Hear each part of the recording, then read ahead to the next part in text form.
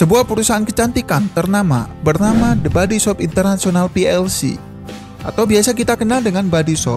Saat ini sudah memiliki sekitar 2.400 gerai di 61 negara. Dan sekitar 1.200 produk telah diluncurkan sampai tahun 2024 ini. Body Shop adalah perusahaan franchise kosmetika kedua terbesar di dunia. Berpusat di Littlehampton, Sussex Barat, Inggris. Body Shop terkenal oleh produk-produknya yang menggunakan zat herbal alami. Saat ini, Body Shop telah memiliki banyak pelanggan setia, terutama di wilayah Asia. Mungkin sebagian besar dari kalian juga pernah menggunakan produk-produk dari Body Shop. Lalu, bagaimana nasibnya sekarang?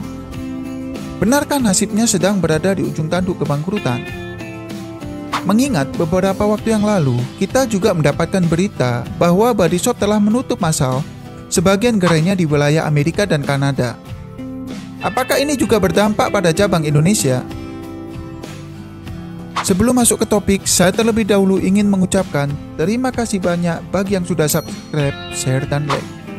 Saya doakan yang sudah subscribe dilimpahkan rezekinya yang berkah dan halal, dilancarkan bisnisnya, dan diselesaikan segala urusan baiknya. Dame Anita Roddick merupakan pendiri perusahaan Body Shop. Mungkin sebagian dari kalian belum mengenal siapa sosok wanita ini.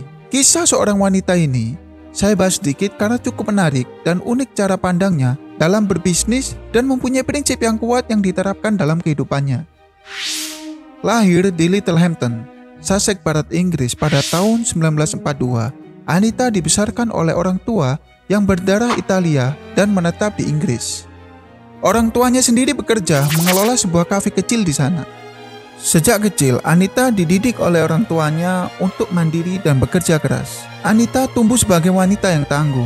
Ketika dewasa, Anita bekerja sebagai guru bahasa Inggris dan pernah juga mengelola sebuah penginapan kecil di sana. Beberapa tahun kemudian, Anita berkeinginan untuk menjelajahi negara-negara lain yang ada di Eropa, Afrika, dan negara timur lainnya. Ternyata dari sinilah Anita mendapatkan pengalaman yang sangat berharga. Dia berjumpa dengan berbagai macam budaya, dia berjumpa dengan para wanita dengan kulturnya, dia bertemu dengan berbagai macam ketimpangan kehidupan sosial, dan dia juga mendapatkan banyak ilmu tentang perawatan kecantikan dengan resep alami dari berbagai wilayah yang dia kunjungi saat itu. Hal inilah yang membuka mata hatinya dan tekadnya untuk memberikan yang terbaik bagi dunia ini. Walaupun saat itu dia bukanlah siapa-siapa, dia mempunyai keinginan yang kuat. Ia ingin membuat para wanita terlihat cantik alami, ingin menyuarakan ramah lingkungan, ingin menyuarakan anti-oligarki karena menurutnya oligarkilah yang dapat menyebabkan kesenjangan sosial yang buruk. Setelah berkeliling dari berbagai negara, akhirnya Anita kembali ke Inggris. Kemudian Anita bertemu dan jatuh cinta dengan Gordon Roddick. Pasangan tersebut akhirnya menikah pada tahun 1970 dan dikaruniai 2 putri. Anita lalu memulai cita-citanya untuk membuka usaha perawatan tubuh. Awal mulanya, Anita membuka bisnis rumahan skala kecil dengan pelanggannya para tetangga dan kerabatnya saja. Ternyata produknya mulai diminati oleh banyak orang. Dari sinilah The Body Shop muncul. Anita kemudian memulai usahanya membuka gerai kecil dan memberi nama The Body Shop dengan tulisan tangan, lalu gerainya diberi cat warna hijau. Semuanya serba minimalis dengan menggunakan modal yang terbatas. Gerai pertama akhirnya dibuka pada tanggal 26 Maret 1976 di Brighton, Inggris. Hal ini semata-mata untuk mewujudkan impiannya, juga menciptakan mata pencaharian untuk kedua putrinya, Sam dan Justin. Ia sama sekali nggak terlatih tentang keuangan, administrasi, teknik marketing, tidak punya pengalaman dan trik dalam berbisnis. Yang dia miliki hanyalah nasihat dari Gordon suaminya, yaitu untuk melakukan penjualan produk dengan target omset senilai 5 juta dalam seminggu pada waktu itu. Dengan tekad yang kuat, Anita fokus menjalani usahanya agar memenuhi target tersebut. Ketika pertama kali Body Shop dipasarkan, sudah banyak industri perawatan tubuh yang berkembang dan besar. Tapi Anita mempunyai ide dan cara pandang tersendiri mengenai produknya. Dia percaya bahwa kecantikan adalah sumber kegembiraan, kenyamanan, meningkatkan kepercayaan diri, dan harga diri seseorang. Produk kecantikannya untuk memaksimalkan apa yang sudah Anda punyai dan membuat Anda merasa lebih baik dari sebelumnya. Menurut Anita, produk-produknya berbeda dengan perusahaan kecantikan lainnya yang saat itu menghalalkan segala cara dengan memakai bahan-bahan yang tidak alami. untuk mempercepat hasil yang diinginkan oleh customer dengan harga murah tanpa mengedepankan keamanan terhadap penggunanya. Bahkan berani berbohong mengenai komposisi yang digunakan. Anita tidak ingin menciptakan produk untuk membuat wanita tersebut tampak berpenampilan palsu, namun untuk membantu mereka menjadi versi terbaik dari diri mereka sendiri. Produk yang digunakan oleh Anita atau The Body Shop merupakan produk-produk yang berbahan alami.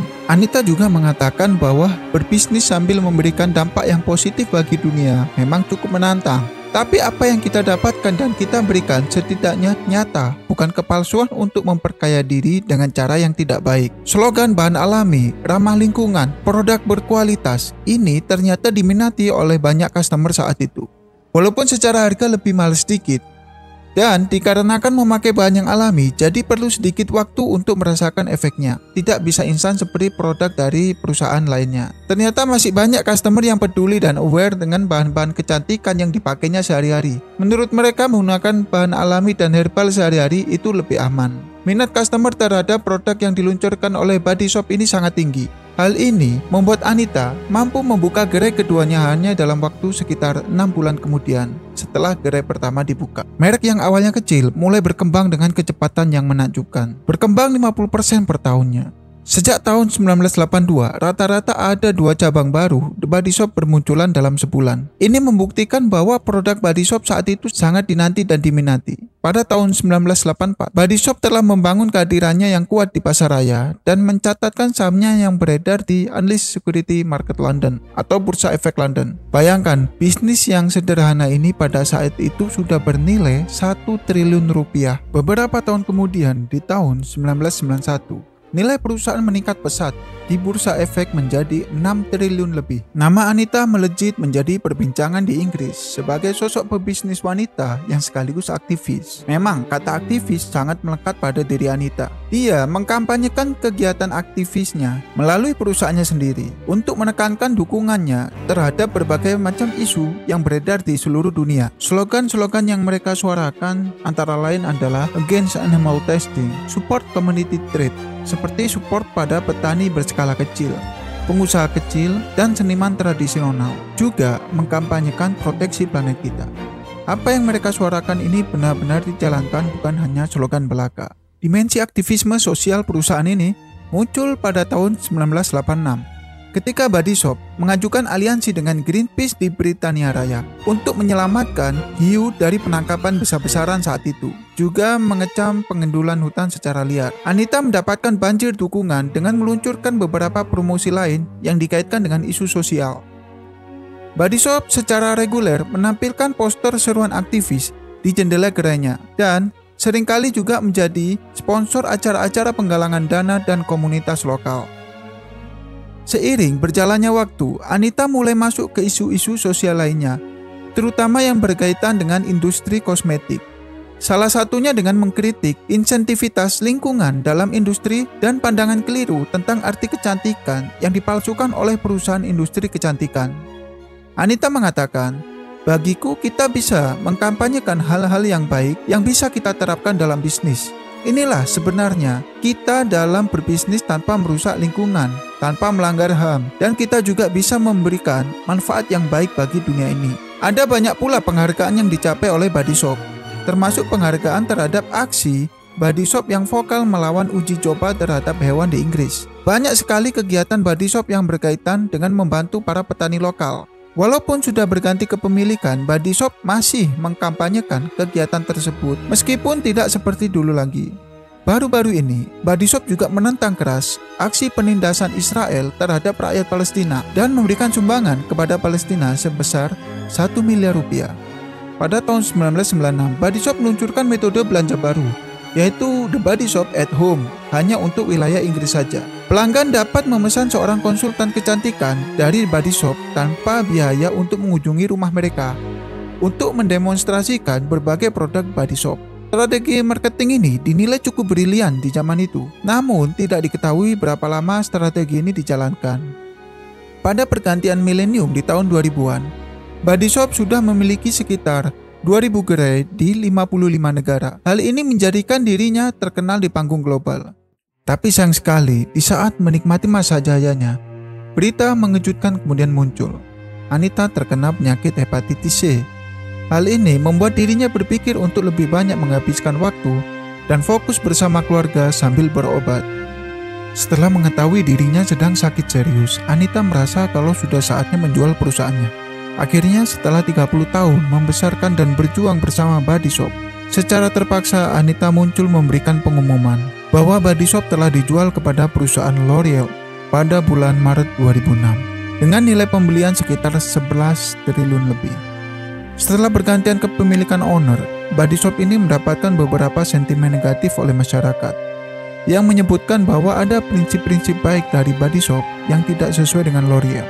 Namun, Anita menjelaskan, prinsip-prinsip baik yang telah kami perjuangkan dan beberapa aturan bisnis Body Shop tidak akan hilang. Karena itu telah masuk dalam perjanjian kami. Saya yakin dengan masuknya L'Oreal adalah sebuah anugerah. Aku sangat gembira dengan hal itu.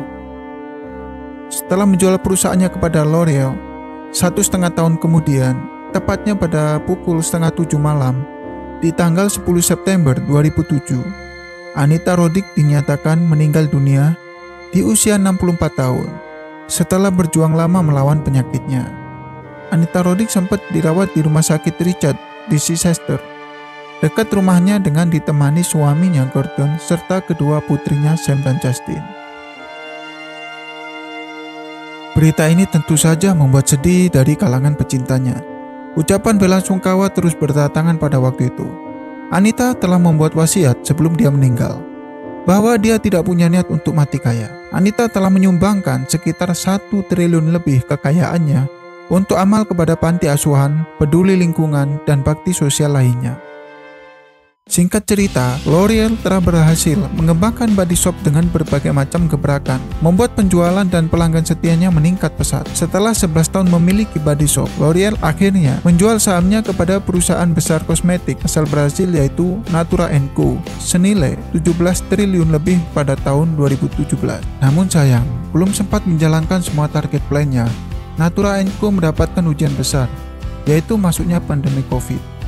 Hal ini membuat perusahaannya dan Body Shop mengalami fase penurunan penjualan terendah selama bisnis ini berdiri. Body Shop dikabarkan menutup seluruh gerainya di Amerika Serikat dan menutup sebagian gerainya di Kanada.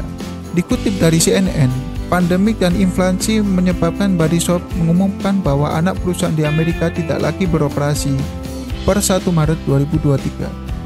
Sementara 33 dari 105 gerai Body Shop di Kanada juga akan segera memulai penjualan likuidasi dan penjualan online melalui e-commerce juga akan dihentikan. Setelah kesulitan mendapatkan keuntungan, Natura kemudian menjual murah sahamnya kepada investor swasta Aurelius Group asal Jerman pada 14 November tahun 2023 dalam kesepakatan senilai 4 triliun lebih. Perusahaan Aurelius Group berusaha menyelamatkan Body Shop dari keterpurukan dengan merombak sebagian besar strategi bisnisnya dan disesuaikan dengan kondisi saat ini. Dalam memperluas bisnisnya, Body Shop menggunakan sistem franchise. Ini pun termasuk di Indonesia. Body Shop di Indonesia dimiliki oleh Toha Ashari dan Susi Hutomo. Mereka tertarik dengan nilai yang dibawa oleh Body Shop yang konsisten dalam menjalankannya. Hal ini juga menjadi nilai tambah bagi Body Shop untuk meningkatkan awareness dari konsumennya akan gaya hidup ramah lingkungan. Body Shop sendiri masuk ke Indonesia pada pertama kali di tanggal 12 Desember 1992 dan membuka gerai pertamanya di Pondok Indah Mall, Jakarta, yang berkantor pusat di daerah Bintaro Jaya. Terhitung sampai pada tahun 2024 ini, berarti sudah 32 tahun kiprah Body Shop bertahan di Indonesia. Saat ini sudah memiliki sekitar 140 gerai yang tersebar di berbagai wilayah Indonesia.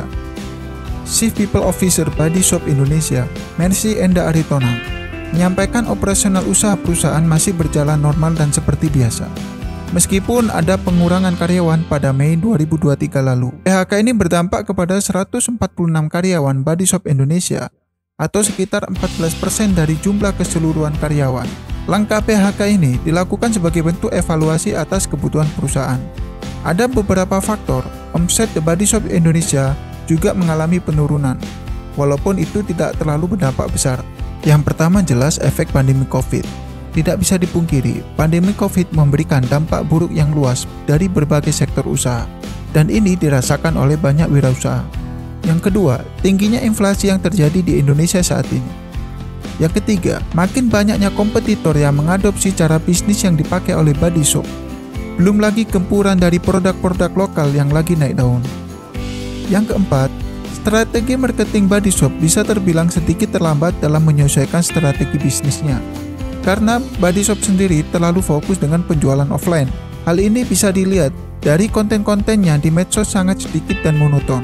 Yang kelima, kurangnya totalitas dalam kampanye di media sosial dalam segi konten, menggandeng influencer, promosi, juga kurang aktif dalam penjualan online. Seharusnya Body Shop membuat divisi khusus untuk menghandle medsos dan all shop ini agar lebih menarik dan mampu menambah followers serta penjualan.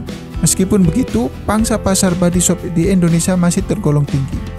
Mereka mempunyai member atau pelanggan setia lebih dari 1 juta member di seluruh Indonesia. Bulan Maret 2024 kemarin, CEO Body Shop Indonesia, Susi Hutomo memastikan bahwa bisnisnya di tanah air masih baik-baik saja. Sekitar 140 gerai yang ada saat ini masih beroperasi normal. Susi juga menjelaskan bahwa sebenarnya The Body Shop terbagi menjadi 2 divisi.